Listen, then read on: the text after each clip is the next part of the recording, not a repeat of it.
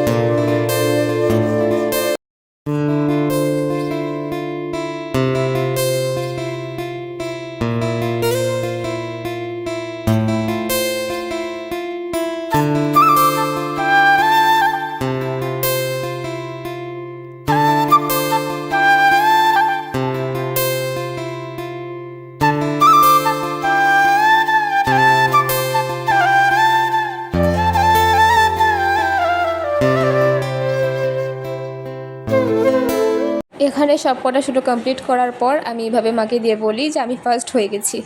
তো এখানে মা সেটা গুনছিল এক এক করে কটা হলো সেইটাই। 10টা, 11টা, 12টা, 13টা।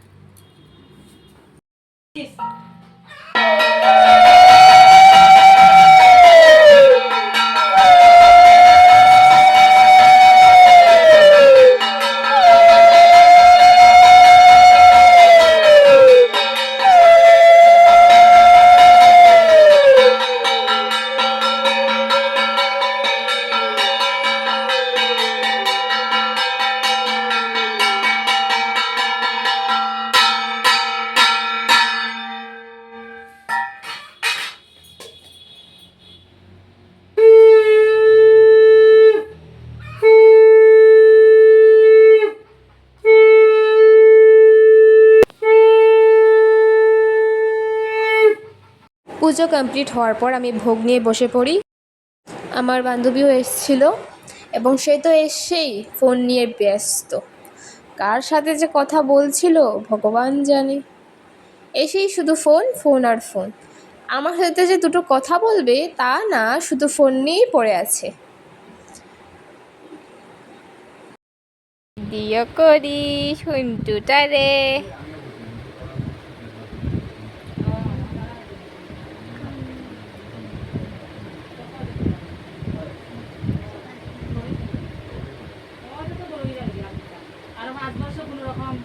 দেখি আমার দিকে একটু চা, এটা পোজ দে।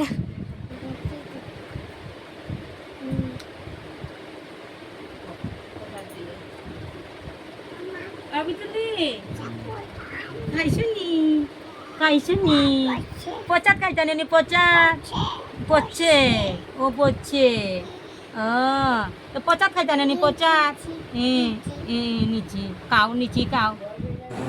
আমার পাশের বাড়িতেও পুজো ছিল, তো আমি সেখানেও গিয়েছিলাম প্রসাদ খাওয়ার জন্য। তো তারপর যা হলো দেখতেই পাবে। ইউটিউব আপলোড, আমি সত্যি সত্যি আপলোড করবো, তুই দেখিস।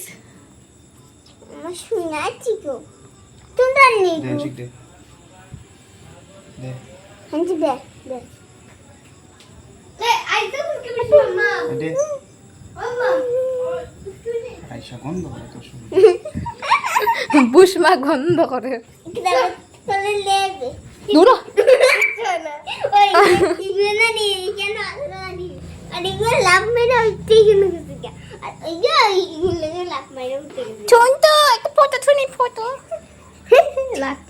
আমি যে কখন ওকে ভিডিও করি সেটাও বুঝতেই পারে না। দেখো কি মন দিয়ে পড়ছে, কি পড়াশোনার গতি, হায়। হ্যাঁ তুই তো বাঁকা খেয়েছি, বাঁকা তোর জন্য বাড়ি যা বুঝছিস নি কুত্তা দিকে সব তুই তো কই যাস গিয়া আমার খাউল ইয়া খাই যাস বেশি না কিন্তু ক্রস মানে কুছ কুত্তার নাম ক্রস হইতো, ক্রস হইলে কুছ খান যে ফালাইল ফেলে